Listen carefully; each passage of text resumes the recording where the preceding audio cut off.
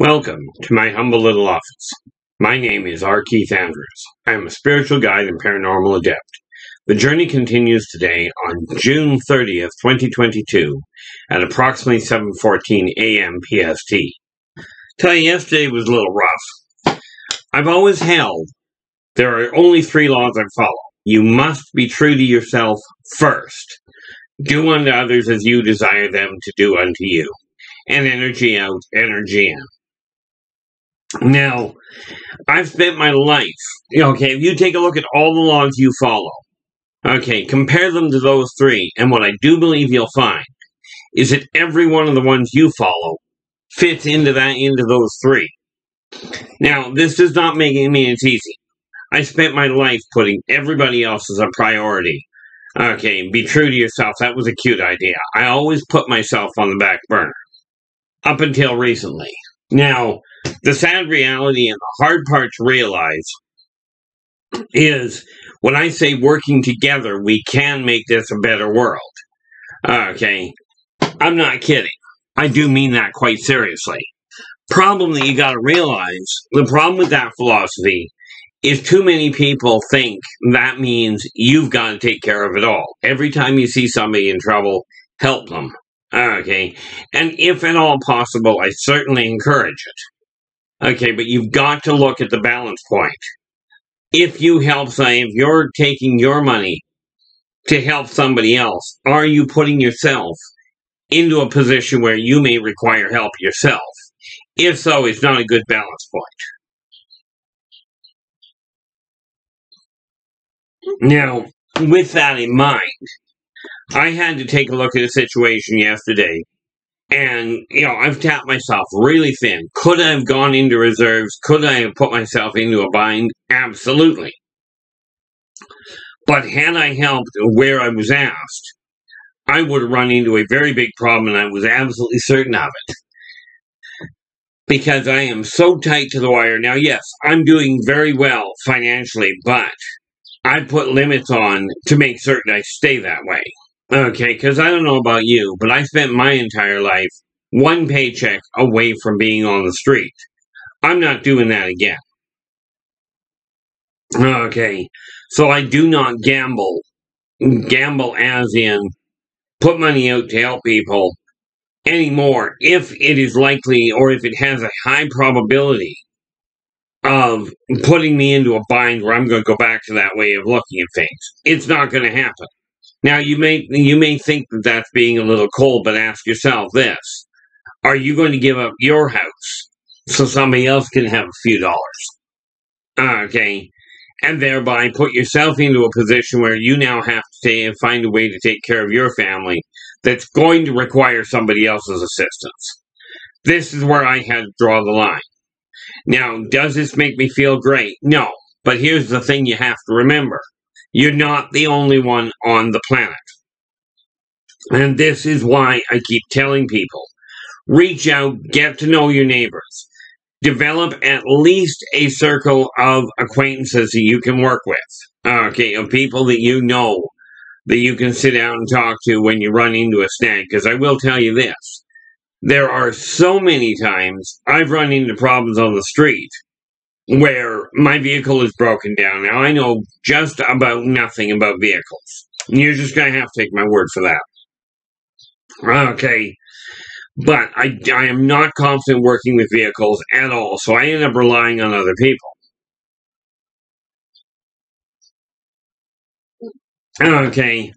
I've surrounded myself with people. I don't necessarily talk to them a lot, but I have connected with enough people that if I run into a bind, I can go, here it is.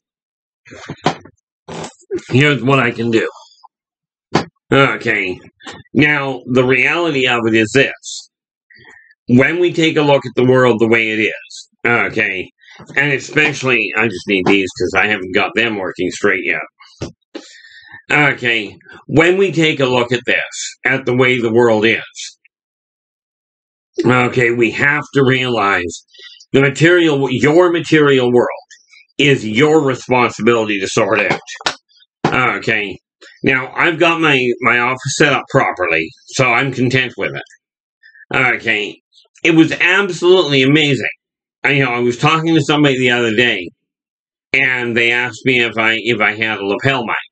Okay, I don't. So for whatever reason, this person turns around. They told me what the type that I should go after, and then for whatever reason, they turned around and went, "I just need a mailing address. I'm sending you one." Now, to be clear, I have turned around to people quite consistently over the years and gone, "How about if we don't discuss what I can afford and what I can't? Leave that in my ballpark. Okay, you need a hand now." In yesterday's case, I literally have tapped myself so tight I make one wrong move. Actually, at that point, if I had made one wrong move, I'd have been in serious trouble. Okay, in today's world, and I haven't checked my bank accounts yet, but in today's world, I'm in a little better shape at this point. But that's because I got paid. I should have gotten paid at midnight last night. Okay, puts me in a whole different ballgame.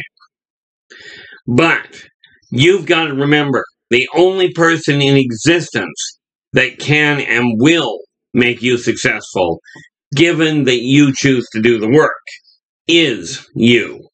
There's a vast number of you that are going, okay, the world is an absolute disaster, but, and they may use different names, God or somebody else is going to come down and clean this mess up. Why don't they?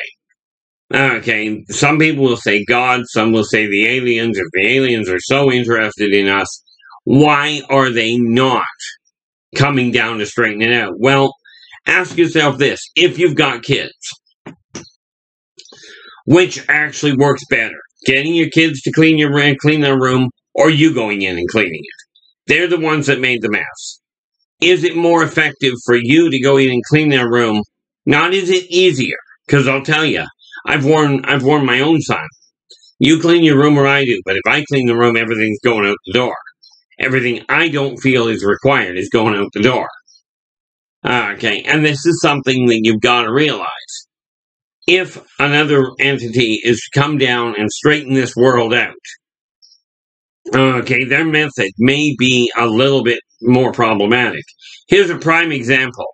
Why don't the off-worlders come down and solve the famine problem? Okay, we've got all these people over in Africa that are starving to death.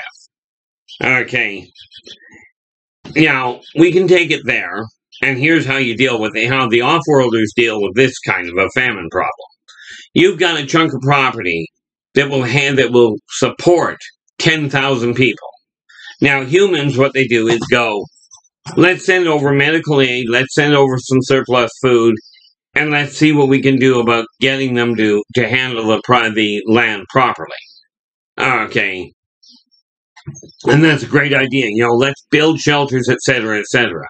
That's a humanitarian way of doing it. It's a nice way in some ways. But in case you hadn't noticed, in 40 years of doing this, or at least 50 that I'm aware of, I'm 59 at this point. Okay, but it's a way that's been used for decades and has not worked. We know this because they're still starving over there. Now, here's the way the off-worlders solve the problem. That chunk of land will support 10,000 people. Okay, we don't care who. 90,000 of you, you've got 100,000 on this property. 90,000 of you are moving. You have 1 month to get out. And this is assuming that they're being nice and giving you an option. Okay, you've got 1 month to relocate your family. Yes, I know you live there. Your whole family lives there. But move. Because at the end of the month, we are going to solve the problem, period. And what they will do at the end of the month is come in and wipe out wholesale 90,000 people. Okay, you'll be down to 10,000 the property can contain, can support. Now we'll give you the medical and the guidance, and we'll help you build things and build a superstructure. And then, as your population grows, we'll teach you how to do it so you can continue bolstering the productivity levels. That's how they solve the problem. Now, in so-called first countries, it's a bigger problem. It's a much more brutal solution. Inside, well, I don't know if it's more brutal, but I'm certain that so-called first world countries are not going to appreciate this. But their solution is real simple. Wipe out the leading, like literally, not wipe out the property. The food is already there. Okay, the ability to supply, to feed everybody in the country is already in existence. So therefore, the people that what the negotiating side of it would be from the off-worlder standpoint is go into the billionaires, into the millionaires, the ones that have control of food production, and go, you're either going to start providing or we're taking you out of the equation. And they will just simply terminate the people at the top that are controlling the flow. They will just simply terminate them. Okay. They won't put somebody else in. They will just simply terminate and everybody else can figure it out. Because the reality is this. Off-worlders got to where they are by understanding some simple principles. One, every single entity is going to die. That's just the way it is. You're not taking your material world with you.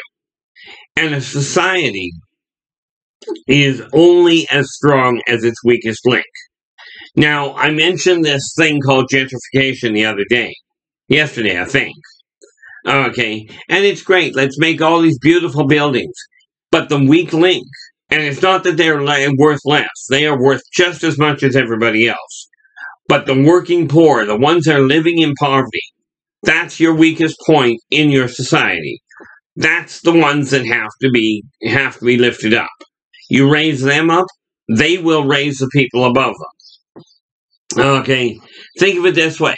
You're building a building. Okay, so you build the first floor and then you jack up the bottom so you can put you can shore it up a little. People do this a lot with decks. Okay, the deck starts to sink a little, so you go in, you raise the bottom of it, you raise the legs up, and you stick something underneath it. You take care of the bottom end. Maybe what you've done is put a few extra rocks in the bottom. Okay, so you're building the strength in the bottom. You do it properly, and the entire structure is raised.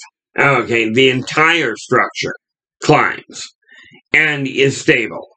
You don't take care of the foundation. The foundation of the society is the working poor, not based on their skin color, not based on who they're sleeping with, and certainly not based on who they're voting for.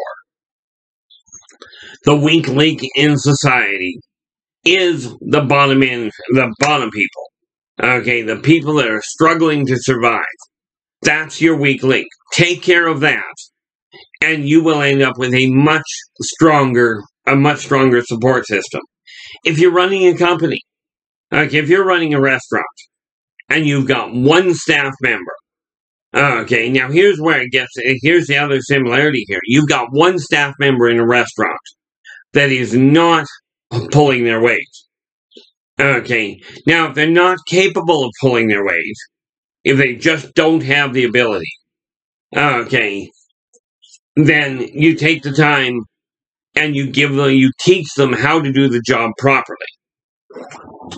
At least if you're planning on running a successful business. Okay, you bring a new staff member in, teach them to do the job the way you desire.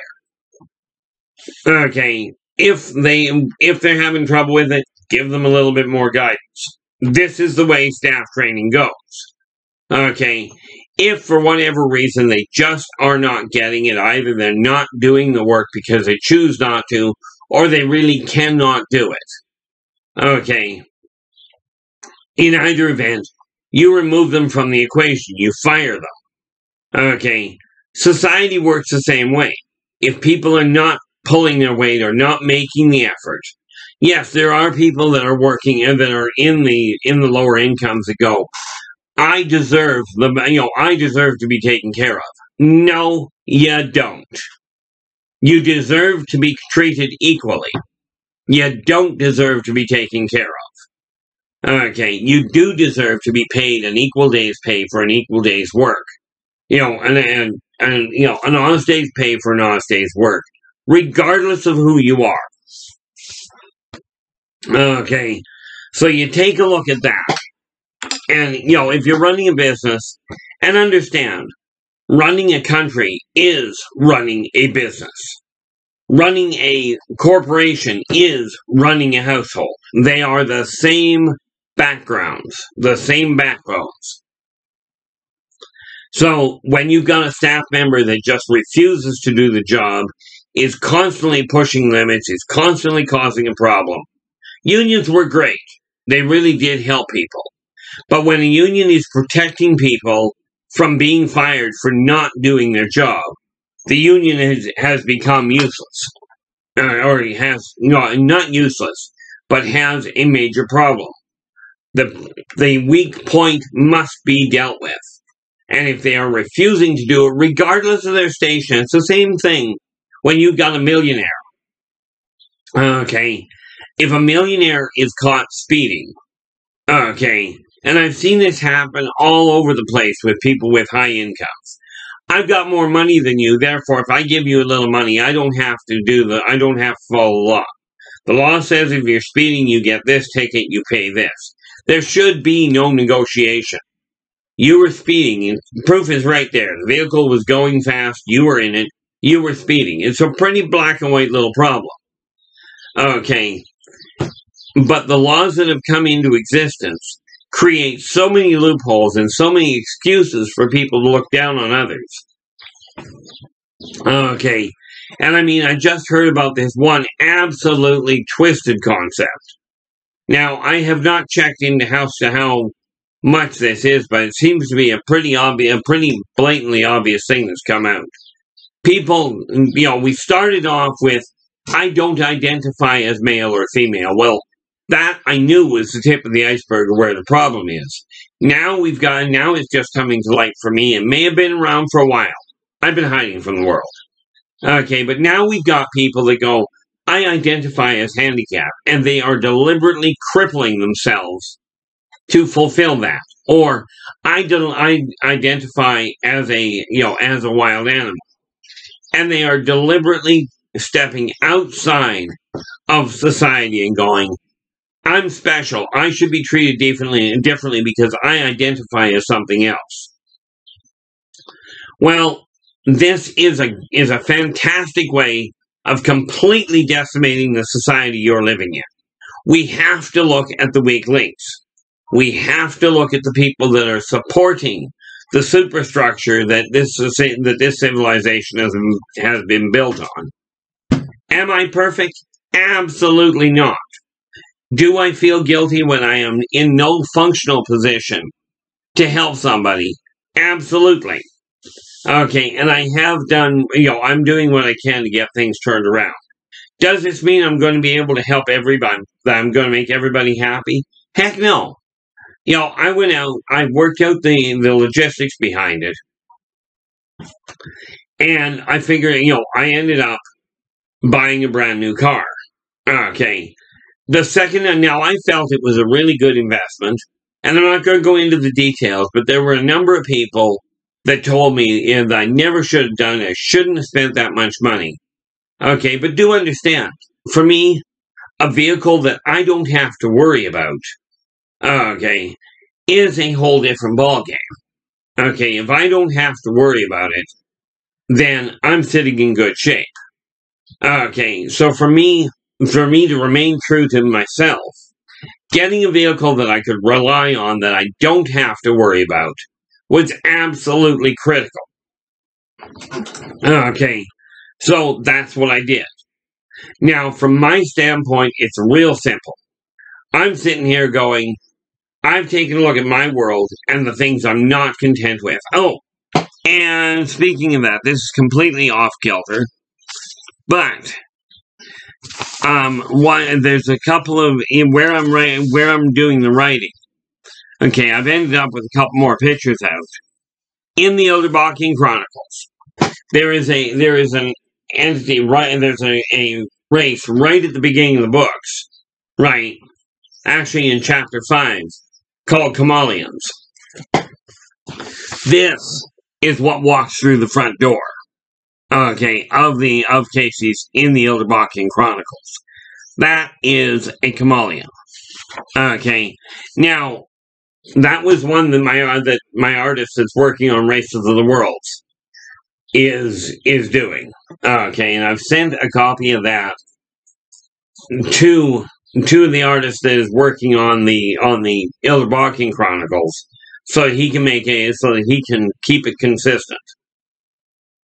Now, we have to take a look. Like I said, that was just a minor little sidetrack there. But we have to look at the weak links in society. And the weak link right now, not by their fault, it's actually by society's fault. By marginalizing them, by going, they're not producing enough. Therefore, we're just going to say they don't matter. Okay.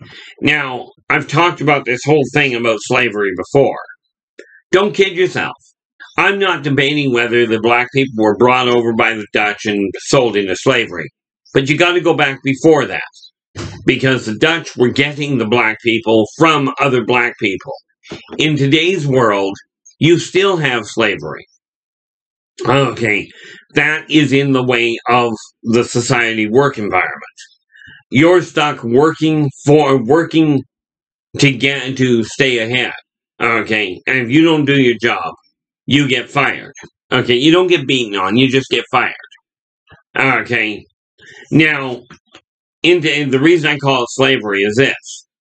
You don't work, you don't get paid, you don't get paid, you don't get eat. Or more to the point, you don't get paid, you don't pay your bills. You don't pay your bills, you don't eat, you get your house taken away from you. And rest assured, this is just the way society is. This is still a form of slavery. Okay, now from my standpoint, it's simple. This can all change. And frankly, it can change to the point where everybody is benefiting. Primary example. You take a look at the people, at the really poor people. Okay, and give them a sense that they're being paid attention to. I caught wind of a statistic the other day, okay, just yesterday, where the statistic was insane. Okay, apparently, where it came to crimes, okay, now, I've got nothing against anybody in particular, okay, I certainly don't look at somebody's skin color and treat them any differently than I would anybody else. Okay, but what I found out in one city, okay, was the population of non-white people was something like 2 or 3% of the population. Yet 80% of and I'm just ballparking it here, but 80%, so don't quote the stats themselves. I'm trying to do it by memory, and let's face it, my memory is not the greatest thing. Not for this lifetime. But there's about 2 or 3% of the people were non-white. Okay. And 80% of the traffic stops were on non-whites. Now, if society was treating that situation properly, equally, then only 2 or 3% of the people pulled over would be non-white. Because that's what the population is. Okay, you keep holding people down. You keep denying them the same rights that you provide other people, and we will have a repeat occurrence of what happened in Rome. We will have a repeat occurrence of what has happened thousands of times, where a monarch or a leader has gone and treated some of the people one way and the rest of the people in another way, based only on the way they were born. Okay, people have to be treated equally. If not, we are going to see another repeat. Now, we're already seeing riots. We're already seeing things that are happening. The problem here is this. First and foremost, let us be very clear. I do not agree with war. War has never brought peace. It brings quiet, but it has never brought peace. Okay. When you're looking at laws, if laws are not handled properly, if they are not applying to everybody regardless of color, regardless of social standing, if they don't apply to everybody, you're going to have problems. Okay. Now that's just the reality behind it. Okay. So with that in mind, we have to realize it's up to you to start treating the people you deal with equally. Like I live in an apartment block where we have people from all over the world living here. Okay, various different colors, various different religions, various different things. Now, I'm not here to prove anything to anybody, but I will tell you, of the people I've talked to, there is not one nationality that has treated me treated me differently than the rest of them. And I don't treat them any differently. Okay, I say hi to everybody that I'm walking by, and pretty much everybody I'm walking by. Okay, and many times they'll just wave and say hi to me. Now, this is not just a question of the people I know. These are strangers when they come into the apartment block. Yeah, one of the first things I end up doing when I see somebody moving in is I welcome them to the neighborhood. No, I don't beg anything for them. The reason for it is real simple.